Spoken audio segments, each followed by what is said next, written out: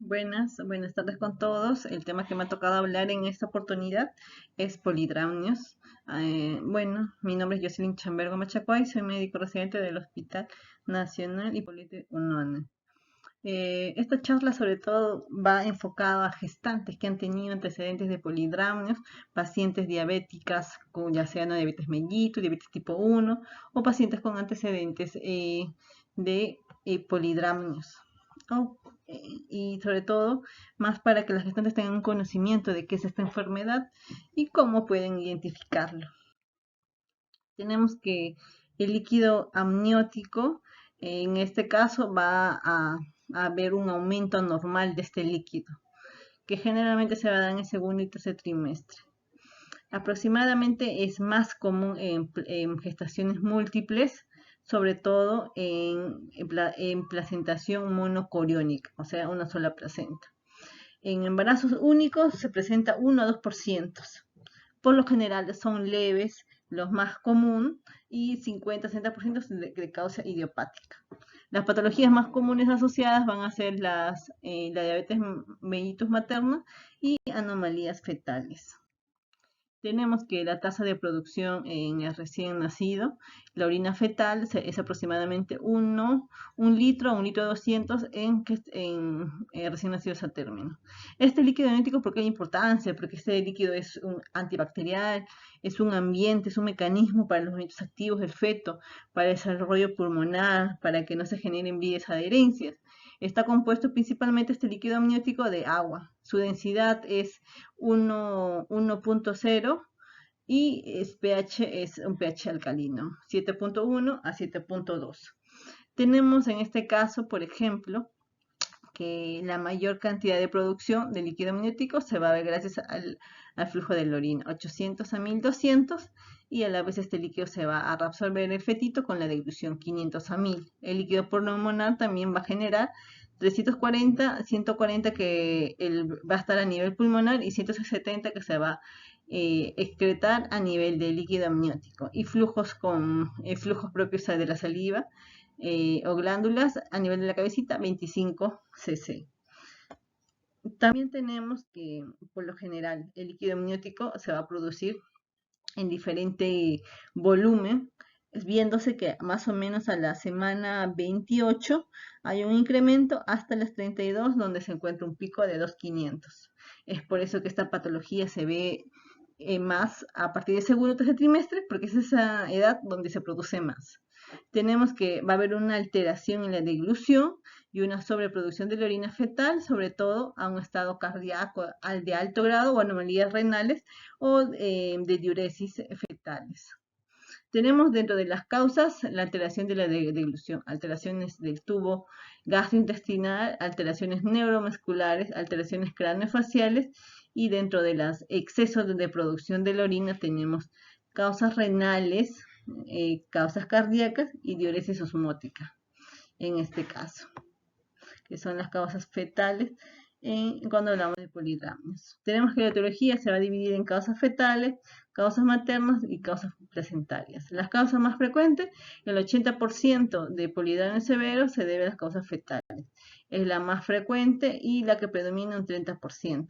Causas maternas, sobre todo, se debe al mal control metabólico de las pacientes, de las gestantes diabéticas, y la otra patología que se ve es la isoinmunización RH. Y causas placentarias, el corioangioma.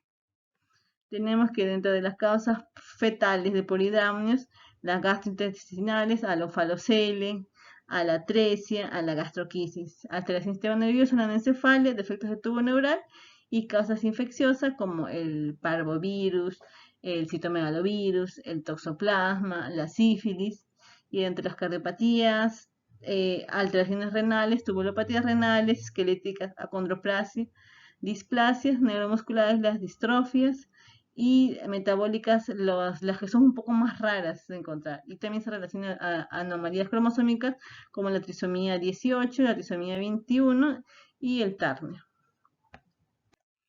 Tenemos, por ejemplo, en esta imagen que muchas veces las gestantes van a ir a sus controles prenatales y se va a medir siempre, sobre todo a partir de las 24 semanas, donde se mide la columna vertical.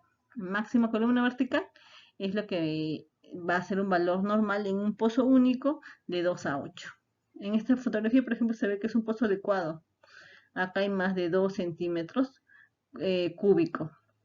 En este caso a veces sirve de ayuda el loco Doppler porque no tenemos que contar este pocito siempre cuando haya cordón umbilical o partes fetales que nos podrían dar un falso negativo.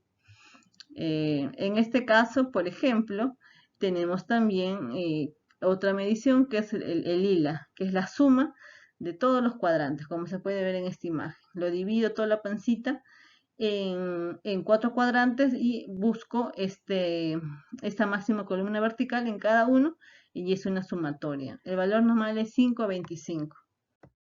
Tenemos que para un diagnóstico puede ser por el lila o puede ser por un pozo único.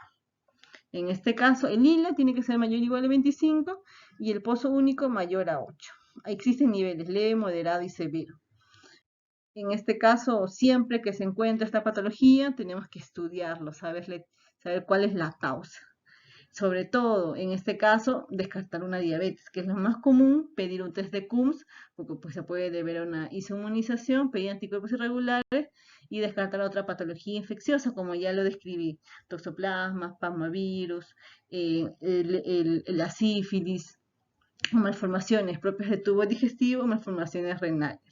También el cariotipo, como ya se ha visto, que hay un riesgo de aneuploidías y también de las trisomías, la 18 y la 21, que se van a ver asociadas.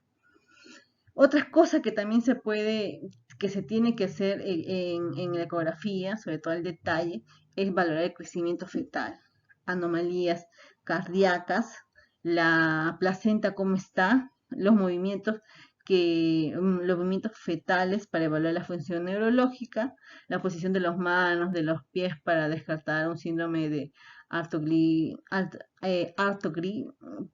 artriposis, o la presencia de un estómago para descartar cualquier fístula traqueosofágica, alteraciones, o a nivel de la carita, el paladar hendido tal vez, o los riñones fetales, alguna obstrucción. Tenemos que el seguimiento, por ejemplo, cuando es leve, en este caso, primero descartar anomalías estructurales y los controles cada 2 semanas para ver la evolución y un control de este líquido. En un moderado vemos que se realizan ya los mismos estudios descritos, test de tolerancia, test de Coombs para ver la inmunización, ver la longitud cervical y si el paciente está, el control en la moderada es 1 semana, si está estable cada 2 semanas. Cuando hablamos de un polidramio severo, tenemos que hacer estudios, evaluación longitudinal y sobre todo un PCR para valorar la inmunofluorescencia. Y en este caso los controles son semanales. Tenemos que el tratamiento principal es descubrir la causa, por qué se está produciendo. Y tenemos que de alguna manera, si es muy sintomático y mucho líquido, es muy severo, ayudar para disminuir los síntomas en la mamá. Como por ejemplo tenemos al amniodenaje, en este caso cuando es moderado a severo y tiene una longitud menos de 15 milímetros, una longitud cervical corta, o hay dinámica uterina o en disconfort materno, hacemos el amniodenaje. También se puede hacer estudios de líquido amniótico por PCR, sobre todo para ver la inmunoglobulina G positiva, toxoplasma para el virus 19, o estudios de cloro para síndrome de Batten y alteraciones distróficas mioclónicas, y se puede usar también los inhibidores de prostaglandinas. En este caso, cierre prematuro del ductus arterioso a partir de las 32 semanas, es un tratamiento de segunda línea. Tenemos la indometacina, 50 miligramos de 6 a 12 horas, máximo por 5 a 7 días. En menores de 32 semanas, un control ecocardiográfico estricto, 24 a 48 horas. Más de 32 semanas no está indicado.